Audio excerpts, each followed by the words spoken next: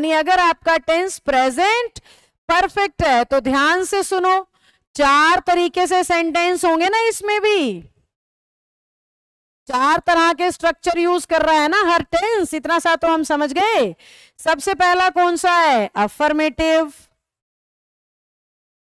दूसरा कौन सा है अफर्मेटिव के बाद? नेगेटिव। नेगेटिव के बाद कौन सा आता है? इंटेरोगेटिव।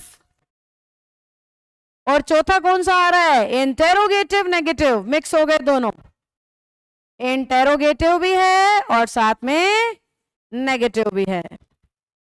अब हमें इन सारों के स्ट्रक्चर पता होने चाहिए। यानी अगर सेंटेंस अफर्मेटिव है तो वो बोलेगा मैं पढ़ चुका हूं,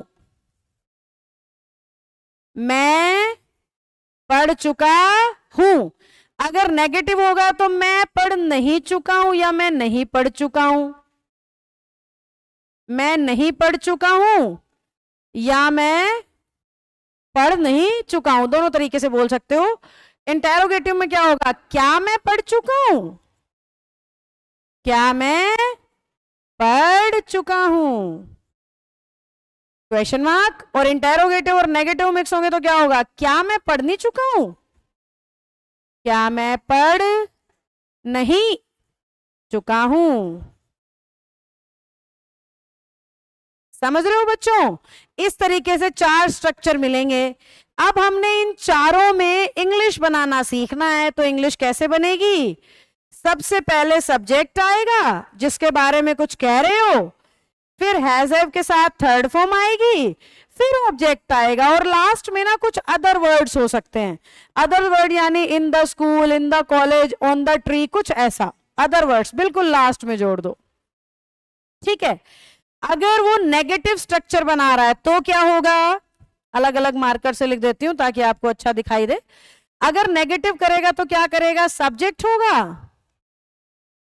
हैज हैव होंगे, पर अब की बार हैज हैव के साथ थर्ड फॉर्म नहीं आएगी, पहले नॉट आएगा। नोट की पोजीशन 3rd नंबर पे होती है, कितनी बार सिखाया मैंने आपको पिछली क्लासेस में। सब्जेक्ट हैज हैव के साथ नोट, नोट के साथ थर्ड फॉर्म, फिर आपका ऑब्जेक्ट आ गया, और लास्ट में अदर वर्ड्स। क्या आ गए? अदर वर्ड्स आ गए। अब जब वो इंटेरोगेटिव बनाएगा तो क्या होगा भाई? 2 तरीके से बनेगा, ध्यान से देखना। हेल्पिंग वर्ब आएगी, सब्जेक्ट आएगा। हेल्पिंग वर्ब सब्जेक्ट के बाद थर्ड फॉर्म आएगी, फिर ऑब्जेक्ट, और उसके बाद अदर वर्ड्स।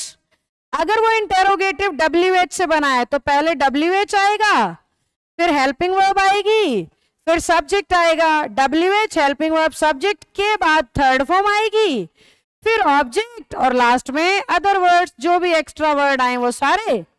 और क्या लग गया? Question mark. समझ पाए हम बात को? तो जैसे ही वो कहेगा अफर्मेटिव सेंटेंस है, हम ये स्ट्रक्चर में सॉल्व करेंगे। वो नेगेटिव बोलेगा, हम नॉट ऐड कर देंगे।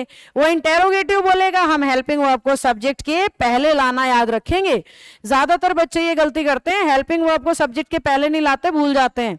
तो जब भी इंटेरोगेटिव होगा, चाहे WH के साथ हो चाहे WH के बिना हो, हेल्पिंग वर्ब पक्का पक्का सब्जेक्ट से पहले आएगी।